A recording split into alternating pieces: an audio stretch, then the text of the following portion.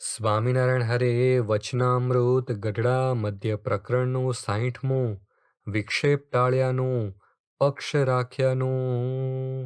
સ્વામિનારાયણ હરે જે ભગવાનનો ભક્ત હોય ને તેને કોઈક મારી નાખતો હોય અથવા તેને કોઈક દુઃખ દેતો હોય ને તે ભગવાનના ભક્ત આડો જઈને જો મરે કે ઘાયલ થાય તો શાસ્ત્રમાં એમ કહ્યું છે જે તેના બ્રહ્મહત્યાદિક જે પંચ મહાપાપ તે સર્વે મટી જાય છે. એવો ભગવાનના ભક્તનો પક્ષ રાખ્યાનો પ્રતાપ છે. સ્વામિનારાયણ હરે સ્વામીએ વાત કરી જે એક રુચિવાળા બે જ હોઈએ તો હજારો ને લાખો છીએ ને તે વિના તો હજારો ને લાખો હોઈએ તો પણ એકલા જ છીએ એમ સમજવું. ઝેર ખાઈને પણ સંપ રાખવો પડશે. સંપ રાખે તે બુદ્ધિમાન છે, નહીં તો બુદ્ધુમાન. સત્સંગીમાં સંપદી સે સદાય તો દેખીને ઈશ્વર રાજી થાય. કદાપી જો તે કુસંપ દેખે તો ભક્ત સારા પ્રભુજી ન લેખે.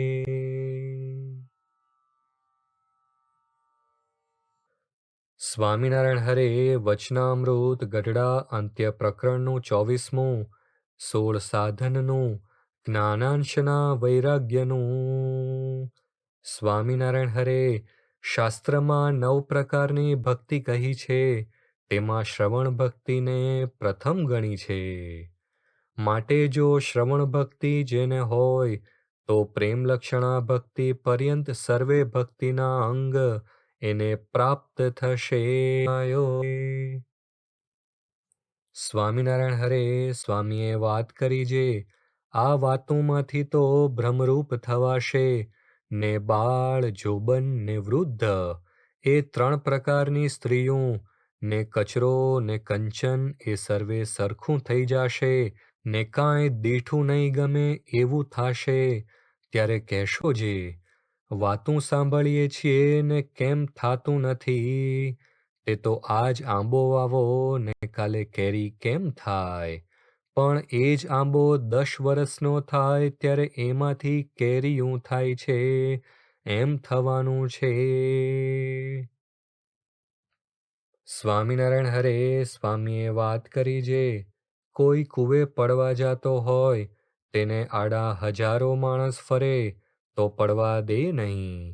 તેમ સત્પુરુષને સત્શાસ્ત્રના બહુ શબ્દ સાંભળ્યા હોય તો વિષય માર્ગથી રક્ષા કરે. સત્સંગ દૃઢતાર્થમ હિ સભાર્થમંતિકે સ્થિતમ ગંતવ્યમ પ્રતિ સપ્તાહમ મંદિરમ વાપી મંડલમ. સત્સંગની દ્રઢતા માટે દર અઠવાડિયે સમીપ આવેલ મંદિરમાં કે મંડળમાં સભા ભરવા જવું. સત્સંગનો કૃષ્ણ કથા જપાયો જો તે કદાપી નબળો જણાયો. સત્સંગ રૂપી શુભ તો હવેલી પડી જવાની ગણવી વહેલી. સ્વામિનારાયણ હરે વચનામૃત ગઢડા મધ્ય પ્રકરણનું 28મું જીવન દોરીનું દયાળુ પ્રકૃતિનું. સ્વામિનારાયણ હરે અમારે તો ભગવાનનો રાજીપો થયા સારું જન્મો જન્મ ભગવાનના ભક્તની જ સેવા કરવી છે અને જેમ અમારો નિશ્ચય છે તેમજ તમારે પણ નિશ્ચય કરવો. આ વાર્તા જે અમે કરી છે તે કેવી છે તો વેદ શાસ્ત્ર પુરાણ આદિક જે કલ્યાણને અર્થે પૃથ્વીને વિશે શબ્દ માત્ર છે તે સર્વેનું અમે શ્રવણ કરીને તેનું સાર કાઢીને આ વાર્તા કરી છે. તે પરમ રહસ્ય છે ને સારનું પણ સાર છે.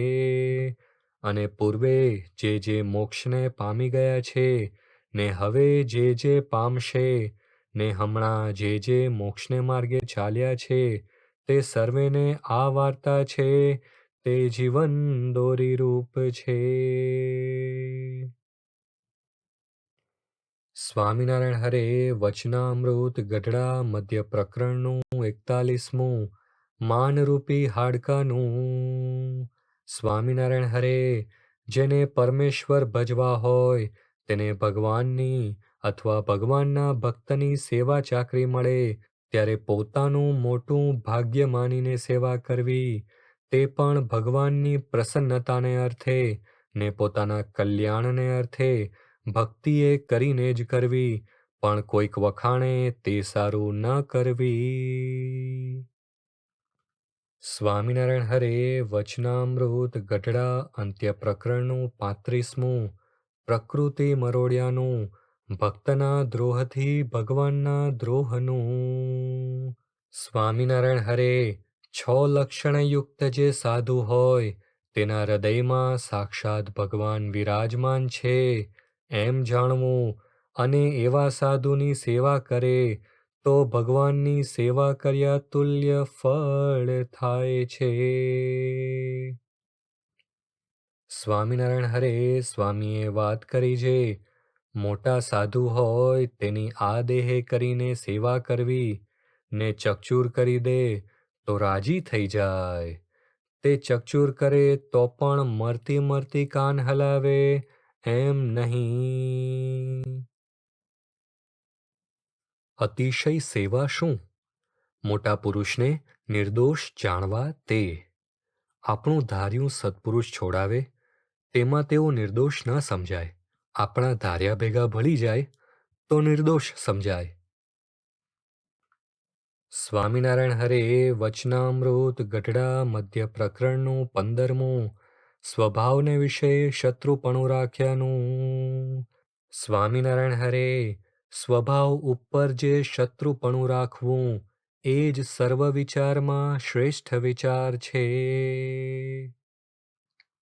સ્વામિનારાયણ હરે વચનામૃત સારંગપુર પ્રકરણનું 18મું ખાર ભૂમિનું. સ્વામિનારાયણ હરે જ્યારે પોતામાં જે સ્વભાવ વર્તતો હોય ને તે ઉપર અભાવ આવે છે હું ભગવાનનો ભક્ત છું તે મારે આવો ભૂંડો સ્વભાવ જોઈએ નહીં.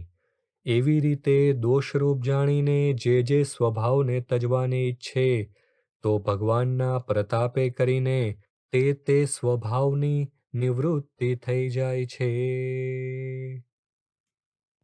સ્વામિનારાયણ હરે વચનામૃત સારંગપુર પ્રકરણનું 18મું ખાર ભૂમિનું. સ્વામિનારાયણ હરે જેમ વાણિયો હોય તે જેટલો વેપાર કરે તેનું નામું માંડી રાખે છે. તેની પેઠે જે દિવસ થકી સત્સંગ થયો છે તે દિવસથી જેણે નામું માંડી રાખ્યું હોય તેનો સ્વભાવ ટળે છે. સ્વામિનારાયણ હરે વચનામૃત ગઢડા પ્રથમ પ્રકરણનું 76મું ક્રોધી ઈર્ષ્યાવાળો કપટી ને માનીનું. સ્વામિનારાયણ હરે ક્રોધી ઈર્ષ્યાવાળો કપટી અને માની એ 4 પ્રકારના જે મનુષ્ય તે જો હરિભક્ત હોય તો પણ તે સાથે અમારે બને નહીં. એકબીજાની ખટપટ ન કરવી, તે કોકની વાત બીજાને કરવી ને બીજાની વાત કોકને કરવી, તે સ્વભાવ સાધુતાના માર્ગમાં ખામી રાખે. માટે જેને મોક્ષ જોઈતો હોય તેમને તે સ્વભાવ મૂકવો. સ્વામિનારાયણ હરે વચનામૃત લોયા પ્રકરણનું 6ઠું સંગ શુદ્ધિનું.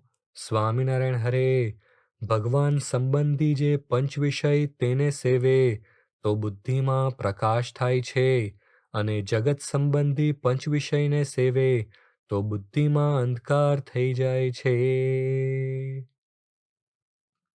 સ્વામિનારાયણ હરે વચનામૃત ગઢડા અંત્ય પ્રકરણનું 28મું ભગવાનના માર્ગમાંથી પડ્યાનું.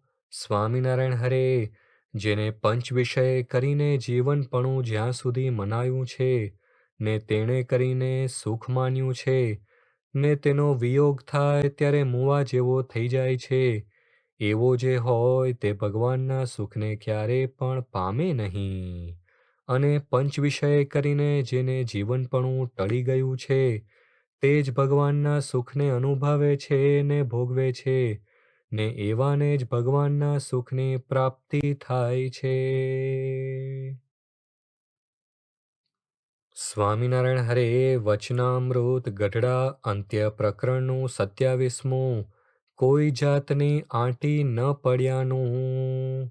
સ્વામિનારાયણ હરે માયિક વિષયમાં ભિન્ન ભિન્નપણે સુખ રહ્યું છે અને તે સુખ તો તુચ્છ છે ને નાશવંત ને અંતે અપાર દુઃખનું કારણ છે.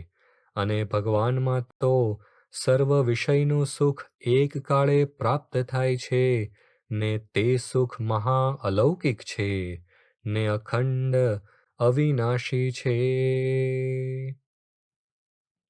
સ્વામિનારાયણ હરે સ્વામીએ વાત કરી જે જો વિષયમાં સુખ હોય તો તેની આપણને મહારાજ બંધી શા સારું કરે, માટે એમાં તો સુખ જ નથી ને એમાં સુખ મનાય છે એ અજ્ઞાન છે. સ્વામિનારાયણ હરે સ્વામીએ વાત કરી જે ભગવાનનું સુખ નથી આવતું તેનું શું કારણ છે? ત્યારે બોલ્યા જે એને વિષય અધ્ધર રાખી મૂકે છે.